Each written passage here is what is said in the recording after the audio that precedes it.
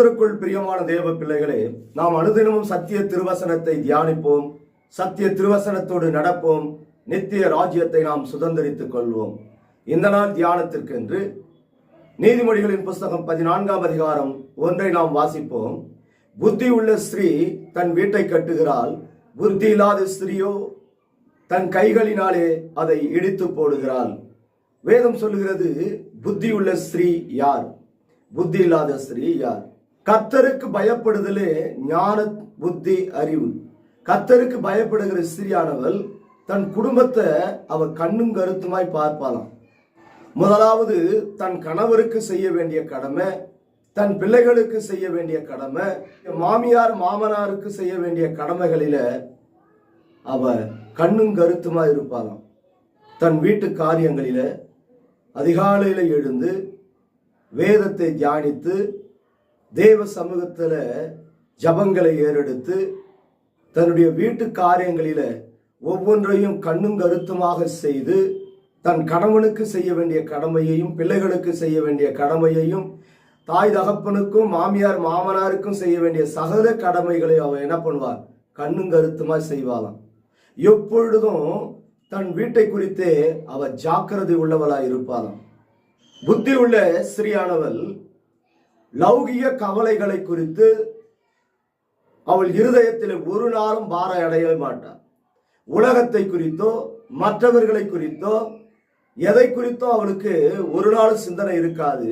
காரணம், அவள் கர்த்தருக்கு பயந்து அவருடைய வார்த்தைக்கு அவள் கீழ்ப்படிந்து நடக்கும்போது தன் குடும்பத்தை குறித்து, தன் வீட்டை குறித்து, தன்னுடைய காரியங்களை குறித்து அவள் சிந்தனை உள்ளவளாய் இருப்பா. இந்த உலகத்தை குறித்து அவள் ஒரு நாளும் கவலைப்படவே மாட்டாள். காரணம், என் தேவன் மேலே அவளுக்கு பிரியம் அதிகமாய் இருக்கிறபடியால், அவள் வார்த்தைகளுக்கு செவி கொடுத்து நடக்கிறபடியால் உலக காரியம் அவள் இருதயத்தை ஒரு நாளும் பாரப்படுத்தாது, கவலைக்குள் அவளை கொண்டு போகாது. அவளுடைய நம்பிக்கை, அவளுடைய விசுவாசம் தேவன் பேர்ல இருக்கிற அன்பு. அவள் கர்த்தருக்கு பயந்து நடக்கிறபடியால் அவளுக்கு அந்த ஞானம், புத்தி, அறிவு நிமித்தமாய் எப்பொழுதும் தன்னுடைய வீட்டின் காரியங்களை குறித்து அவள் சிந்தனை உள்ளவளாய் இருப்பாள். இவள்தான் புத்தி உள்ள ஸ்திரீ. ரட்சிப்பு அடையாமல் இருக்கிற கணவனையும் அவள் ஆதாயப்படுத்திடுவா, கீழ்ப்படியாமல் இருக்கிற பிள்ளைகளையும் அவள் கர்த்தருக்குள்ள ஆதாயப்படுத்தி விடுவா. இது நிமித்தமாய் தன் மாமனார் மாமியாரையும் ரட்சிப்புக்குள்ள வழி நடத்திடுவா.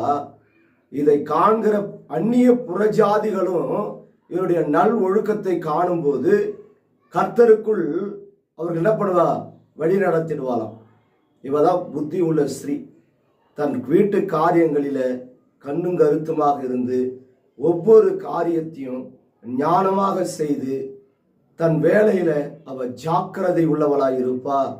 புத்தி இல்லாதவளோ எழுந்து ஜபம் செய்ய மாட்டாங்க, வேதத்தை வாசிக்க மாட்டாங்க, தன் கனவிடத்துல தகாத வார்த்தைகளினால பேசுவாங்க, தன்னுடைய மாமனார் மாமியாரிடத்துல அன்பாய் நடந்துக்க மாட்டாங்க, பிள்ளைகளிடத்துல அவங்க அன்பா நடக்க மாட்டாங்க, பிள்ளைகளுக்கு செய்ய வேண்டிய கடமையையும் ஒழுங்காக அவங்க செய்ய மாட்டாங்க.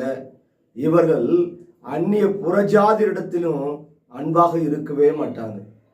இவனுடைய ஒழுக்கக்கேடு நிமித்தமா, இவங்க புத்தி இல்லாத காரியத்தை நிமித்தமா அந்நியர்களையும் அனுசரிக்க மாட்டாங்க. இவர்கள் மற்றவர்களை அலட்சியமாக எண்ணி தேவ நாமத்தை தூசிக்கிறவர்களாகவும் தேவ வார்த்தைகளை பகைக்கிறவர்களாக இருப்பாங்க. இவங்க தான் புத்தி இல்லாத ஸ்திரீ. இவர்களால எந்த குடும்பத்தையும் கட்டவும் முடியாது. முதலாவது தன் குடும்பத்தை அவங்க கட்டி காக்கவும் மாட்டாங்க, அந்நிய புறஜாதி பிள்ளைகளையும் ரட்சிப்புக்குள் வழி நடத்த மாட்டாங்க. இவதான் புத்தி இல்லாத ஸ்திரீ. புத்தி உள்ள ஸ்திரீயோ தன் வீட்டு காரியங்களில அவர் கண்ணும் கருத்துமா இருப்பார். எல்லா விஷயத்திலும் ஜாக்கிரதை உள்ளவளா இருப்பா.